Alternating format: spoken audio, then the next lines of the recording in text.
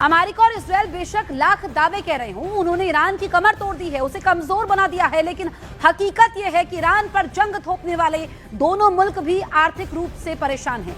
Iran की तरफ से दागे गए एक एक सस्ते ड्रोन को रोकने के लिए अमेरिका और इजरायल को करीब 15,000 गुना ज्यादा खर्च करना पड़ रहा है। ड्रोन की कीमत कुछ भी नहीं, जबकि उन्हें रोकने वाला सिस्टम बहुत खर्चीला है।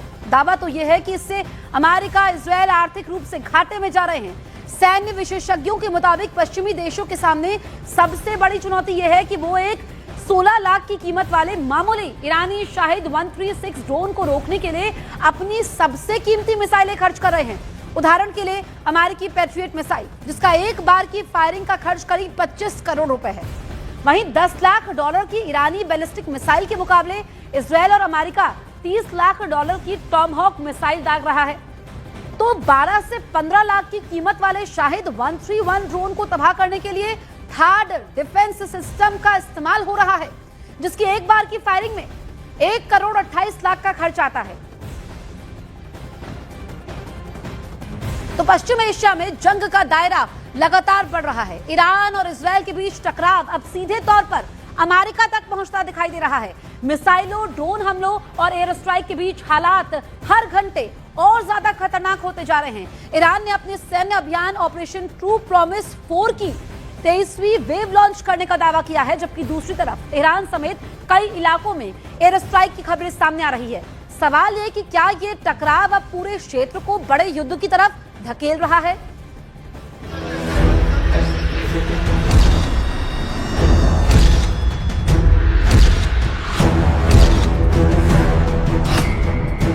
क्या इजराइल और अमेरिका ने महायुद्ध की आग लगाकर गलती कर दी? क्या ईरान के खिलाफ अमेरिका इजराइल को युद्ध महंगा पड़ रहा है?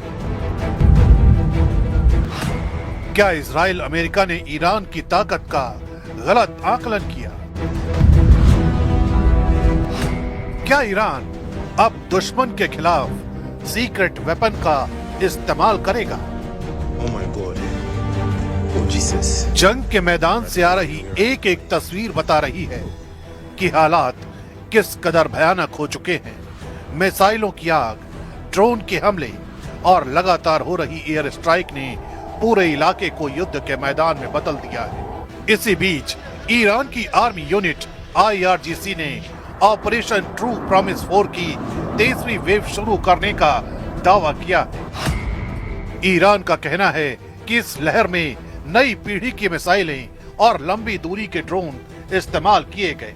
इन हमलों का निशाना इजराइल के सैन्य ठिकाने और क्षेत्र में मौजूद अमेरिकी बेस बताए जा रहे हैं। लगातार बढ़ते हमलों ने इस जंग को और खतरनाक बना दिया है और पूरी दुनिया की नजरें अब इस संघर्ष पर टिक गई हैं। ईरान का दावा है कि इस ताजा हमले में कई अहम सैन्य और रणनीतिक ठिकानों को निशाना बनाया गया। रिपोर्टों के मुताबिक इराक और जॉर्डन के पास मौजूद अमेरिकी रडार और एयर डिफेंस सिस्टम भी हमलों की जद में आए। कुछ रिपोर्ट में यह भी कहा गया है कि एक अमेरिकी terminal high altitude area defence system यानी थर्ड को निशाना बनाया गया। इसके अलावा इराक के एरबिल और बगदाद के आसपास भी ड्रोन एक्टिविटी देखी गई। यानी ऑपरेशन ट्रू प्रॉमिस 4 अब सिर्फ इजराइल तक सीमित नहीं रहा, बल्कि पूरे क्षेत्र में फैलता नजर आ रहा है। ईरान के इस ऑपरेशन का असर सिर्फ सैन्य ठिकानों तक सीमित नहीं दिख रहा। इराक के बसरा इलाके में ऊर्जा ढांचे और तेल से जुड़े ठिकानों के आसपास भी ड्रोन हमलों की खबरें सामने आ रही हैं।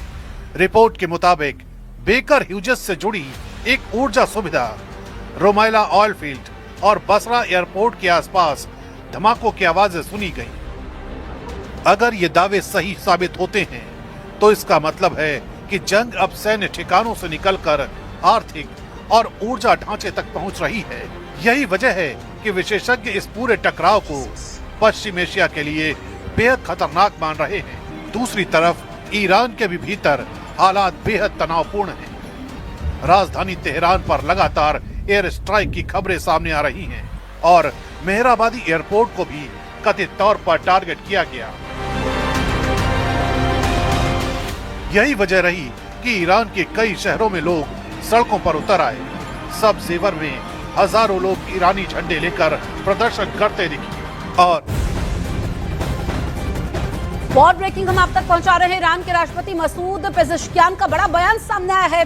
सीधे पड़ोसी देशों को निशाना नहीं बनाएंगे, उन्होंने ये कहा। आगे वो कहते हैं अगर हमारी जमीन पर हमला हुआ तो जवाब देंगे। बिना शर्त सरेंडर का ख्वाब भूल जाए, सरेंडर का ख्वाब कब्र में दफन हो जाएगा। तो ये बड़ा बयान दिया है ईरान के राष्ट्रपति मसूद पेज़ेश्कियान ने।